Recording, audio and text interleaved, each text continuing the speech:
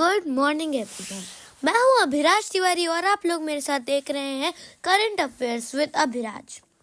चलिए अपना वीडियो शुरू करते हैं। आज का पहला और मेन टॉपिक है कि एक पेशेंट डिक्लेयर कर दिया गया है कैंसर फ्री। कैसे?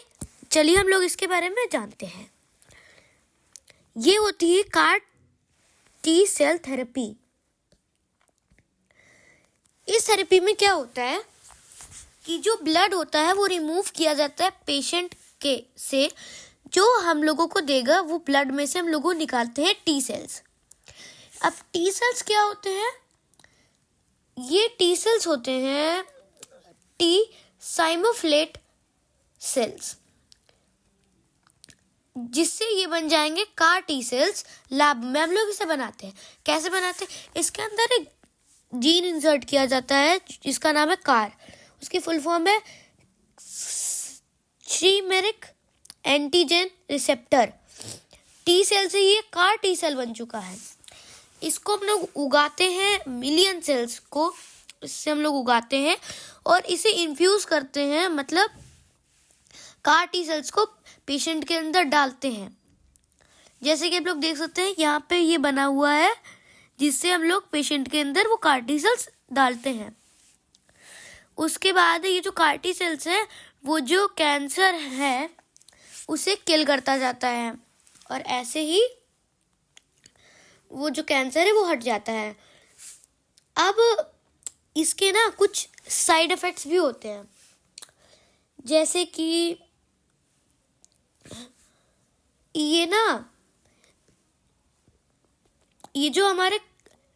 ये जो सेल्स हैं ये काइटोकिन रिलीज करते हैं, जो कि हमारे दिमाग पर बहुत ज़्यादा असर करता है।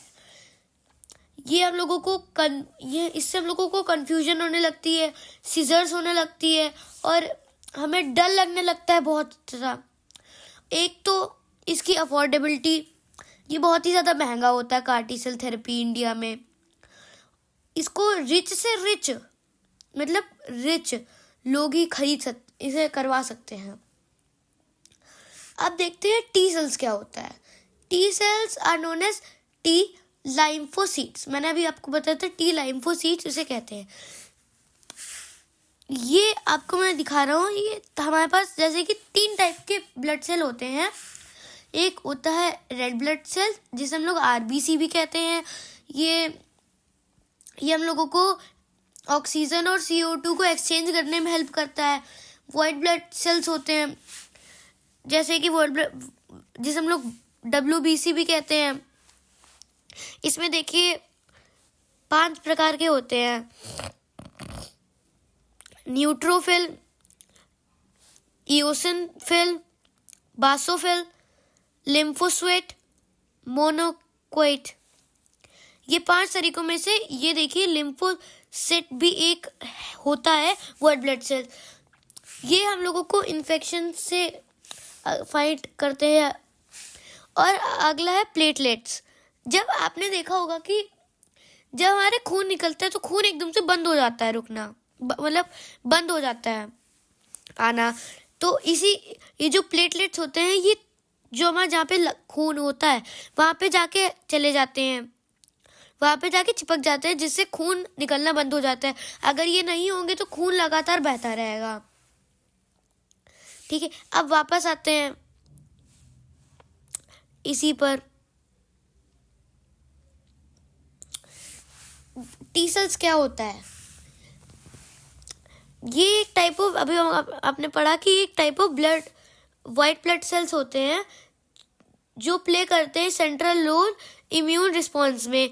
टी सेल्स इन्वॉल्व होते हैं सेल मेडिएटेड इम्यूनिटी में, जिसका मतलब है कि ये है बॉडी को रिकॉग्नाइज और रिस्पॉन्ड, फॉरेन सब्सटेंसेस को रिकॉग्नाइज और रिस्पॉन्ड करने में अच्छे से हम लोगों को बताते हैं, हेल्प करते हैं बॉडी की। जैसे कि वायरसेस, बैक्टीरिया, एबनॉर्मल सेल्स जैसे कि कैंसर सेल्स। यहाँ पे 2 प्रकार के सेल्स होते हैं, टी सेल्स होते हैं। एक हेल्पर टी सेल होता है और एक साइटोटॉक्सिक टी सेल होता है, जैसे कि नेम सजेस्ट किया गया है हेल्पर टी सेल, मतलब हेल्प करता है अदर सेल की इम्यून सिस्टम में। और जो विलेज काइटो टी सेल है वो किल करता है इन्फेक्टेड सेल्स को और ट्यूमर्स को। चलिए आते हैं अपने सेकेंड टॉपिक पर। ये टॉपिक बात कर रहा है इंडिया और म्यांमार के बॉर्डर के इशू के बारे में। तो क्या हुआ है, जो मणिपुर के चीफ मिनिस्टर हैं उन्होंने कहा है कि जो गवर्नमेंट है उन्होंने अर्ग्रेड किया है यूनियन होम मिनिस्ट्री को कि जो कैंसिल करा फ्री मूवमेंट रिजीम इंडिया और म्यांमार के बॉर्डर और उसकी फेंसिंग करी है। तो ये फ्री मूवमेंट रिजीम है क्या? ये जितने भी हिल ट्राइब्स हैं, चाहे वो सिटीजन्स ऑफ इंडिया हो चाहे म्यांमार, वो ट्रैवल कर सकते हैं 16 किलोमीटर तक की। जैसा कि आप लोग देख सकते हैं इधर कि ये जो आपको दिख रहा है ना, ये जो ब्लैक कलर का है, ये वाली लाइन, ये जो इतनी में गई है, ये तो इंडिया है ना, इतना ये इंडिया का पार्ट है। ये साउथ वो ईस्ट इंडिया है, ये ईस्ट इंडिया है। जितना ये बॉर्डर है ना म्यांमार और इंडिया का, इस बॉर्डर पे अभी तक फेंसिंग नहीं हुई है। ये जैसे कि ये बॉर्डर गया है इतने तक, 16 किलोमीटर की रेंज में। यहाँ से हम लोग टहल सकते हैं, घूम सकते हैं उनके एरिया में, और वो लोग हमारे एरिया में 16 किलोमीटर तक टहल सकते हैं। ये बताया जा रहा है, ये है फ्री मूवमेंट रिजीम, ठीक है। वो बिना आसानी से बॉर्डर क्रॉस कर सकते हैं, कि जैसे कि अगर कुछ कह सकते हैं कि वैसे अगर बॉर्डर हो, चाहे इंडिया पाकिस्तान का बॉर्डर ले लीजिए, सॉरी इंडिया बांग्लादेश का बॉर्डर ले लीजिए, हर बॉर्डर में घुसना तो बहुत ज़्यादा कठिन होता है। उसके लिए वैलिडिटी बॉर्डर पास चाहिए होगा, जिसके अंदर 1 ईयर की वैलिडिटी होनी चाहिए। पर यहाँ पे कोई फेंसिंग नहीं लगी हुई है, तो हम लोग आसानी से अंदर बाहर जा सकते हैं। अब क्या हो रहा है, ये जो म्यांमार वाले हैं वो हम लोगों के यहाँ सेटल हो रहे हैं जाके। रेफ्यूजीज जो है म्यांमार से जो इंडिया में आए हैं वो वहाँ सेटल हो रहे हैं जाके। तो उसको सेटल ना होने के लिए एक तो वहाँ पे डेमोक्रेसी है जो वो मिलिट्री वालों ने ले ली है, मतलब वहाँ पे कोई डेमोक्रेसी खत्म हो गई पूरी। वहाँ पे कोई सरकार नहीं है, वहाँ पे बस मिलिट्री वालों का ही राज चलता है। ये बात करी गई है। तो ये जो बॉर्डर है ये 1643 किलोमीटर तक चलता है, और ये 4 स्टेट्स ऑफ मिजोरम, मणिपुर और नागालैंड के और उत्तर प्रदेश वो अरुणाचल प्रदेश के 4 स्टेट्स तक चलता है। ये बॉर्डर रन करता है ट्री पॉइंट चाइना के नॉर्थ से और tree point with Bangladesh south में। ये जो असम राइफल्स हैं ये इस बॉर्डर पे तैनात किए गए हैं। ये जो बॉर्डर आपको दिख रहा है, इतना बड़ा जो बॉर्डर मैंने ड्रॉ किया है अभी, यहाँ पे असम राइफल्स तैनात हुए हैं। आप सोच, ये आईएमबी के साथ गार्ड कर रहे हैं। तो आप जानते हैं थोड़ा हिस्टोरिकल बैकग्राउंड इंडिया और म्यांमार की। इनकी बहुत लंबी हिस्ट्री है, कल्चरल, रिलीजियस और ट्रेड लिंक्स की, जो एंशिएंट टाइप की बात करता है। जो लैंड है लॉर्ड बुद्धा का, ये इंडिया में भी है और म्यांमार में भी है। ब्रिटिश एरा में की बात करी जाए तो ये जो इंडिया म्यांमार है वो दोनों ब्रिटिश इंडिया के एक पार्ट थे। जो कॉलोनियल रूल था 1935 तक, उसके पार्ट थे। फिर इंडिपेंडेंस के बाद इंडिया म्यांमार ने इस्टेब्लिश करी थी अपनी डिप्लोमेटिक रिलेशंस, और वो दोनों आपस में टाई हो गए। फिर इंडिया और म्यांमार उन्होंने एक ट्रीटी साइन करी थी, ट्रीटी ऑफ फ्रेंडशिप 1951 में। और जब वो क्या बोलते हैं, रिलेशनशिप को बढ़ाने के लिए इंडिया के जो प्रधानमंत्री थे 1987 के, वो म्यांमार विजिट पे भी गए थे। 2002 में इंडियन कॉन्सुलेट जो मंडेली में रीओपन किया गया था म्यांमार के, और जो कॉन्सुलेट ऑफ म्यांमार है वो सेटअप किया गया था कोलकाता में।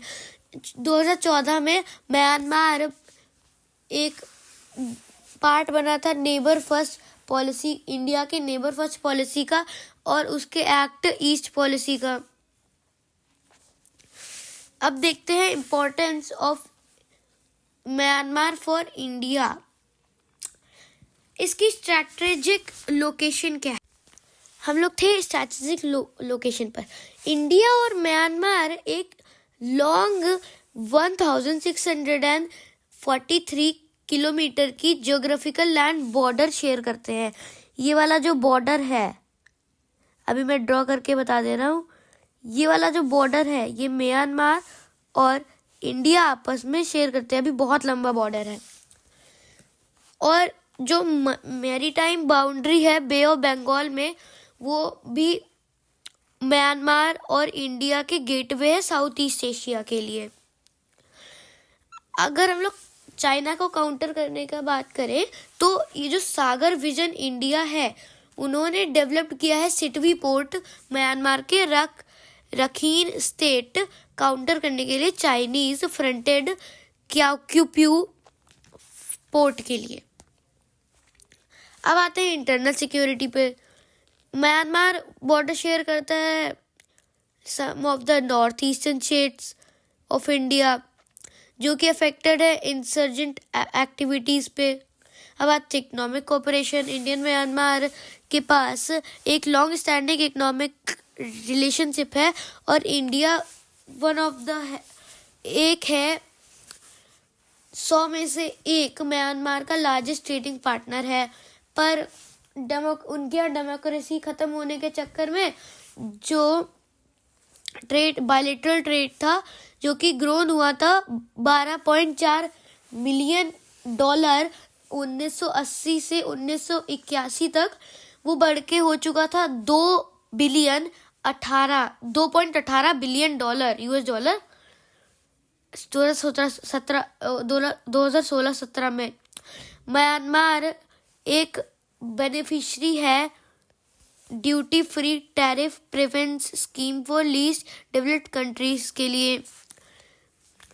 कुछ इंडियन कंपनीज जैसे कि इसार, गेल, ओएनजीसी विदेश एलटीडी लिमिटेड इन्वेस्ट किया है म्यांमार के इंजीनियरिंग सेक्टर्स में। अब आते हैं अपने अगले टॉपिक पर, जो कि रिटेल इन्फ्लेशन की बात कर रहा है। ये हर महीने आता है, हर महीने के अंत में। जैसे अब अभी जनवरी का आया है। तो इन्फ्लेशन होता क्या है? इन्फ्लेशन रिफर करता है rise in the price of most goods and services, daily के कॉमन यूज के सर्विसेज जैसे कि food, clothing, housing, transport, consumer staples etcetera. ये इन्फ्लेशन मेजर करता है एवरेज प्राइस जो कि चेंज हुआ है बास्केट ऑफ कमोडिटीज और सर्विस ओवर टाइम। ये जो अपोजिट है इसका रेयर फॉल है प्राइस में, प्राइस इंडेक्स बास्केट की आइटम्स की, ये कहता है डिफेलेशन। अब देखते हैं इन्फ्लेशन क्या कॉज करता है, किस चीज से होता है इन्फ्लेशन। ये जो डिमांड पुल इन्फ्लेशन होता है। डिमांड पुल इन्फ्लेशन क्या होता है? जब हम लोग डिमांड करते हैं गुड्स और सर्विसेज की विद इन द इकोनॉमी, जो आउटवेट होती है इकोनॉमी की एबिलिटी से, प्रोड्यूस करने के लिए ये गुड्स और सर्विसेज। दूसरा है कॉस्ट पुश इन्फ्लेशन, मतलब जब इंक्रीज आता है, जैसे कि हम लोगों का वो पेट्रोल हो गया, उसमें एकदम से बहुत ऊंचाई छू ली रुपए ने, जैसे कि अभी 93 का है, 94 का, किन्हीं जगह पे 100 का मिलता है, अभी 93 का है हमारे उत्तर प्रदेश में। तो ऐसा हो सकता है कि आगे चल के पेट्रोल डीजल 1000 पहुंच जाए, 1000 पर लीटर हो सकता है, ज़रूरी नहीं है कि हो भी जाए। एक होता है बुल्ट इन इन्फ्लेशन, इसका मतलब है जब वर्कर्स एक्सपेक्ट करते हैं सैलरी और वेजेस को इंक्रीज करने के लिए, जितनी प्राइसेस होती है गुड्स और सर्विसेज की, इंक्रीज करते हैं मेंटेन और उनकी लिविंग कॉस्ट के लिए।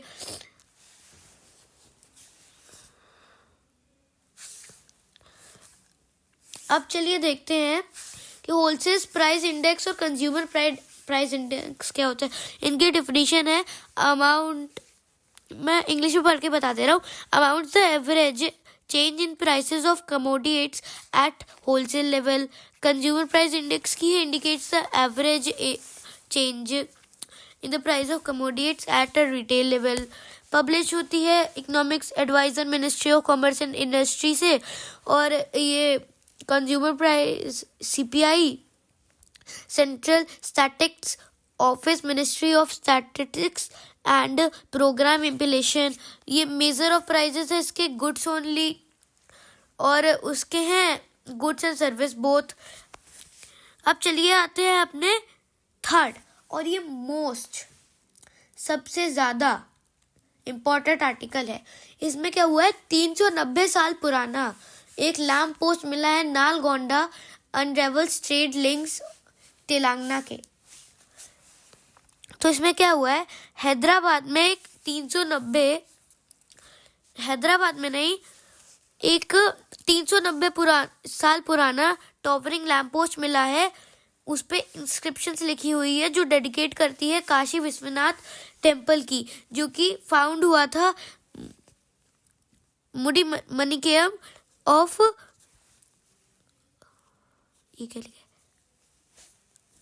अद्दविदेवुपल्ली मंडल नालगोंडा डिस्ट्रिक्ट में तेलंगाना में, जो पब्लिक रिसर्च इंस्टीट्यूट है हिस्ट्री के लिए, आर्कियोलॉजी और हेरिटेज मेंबर्स के लिए। उन्होंने ये इसको ढूंढा है।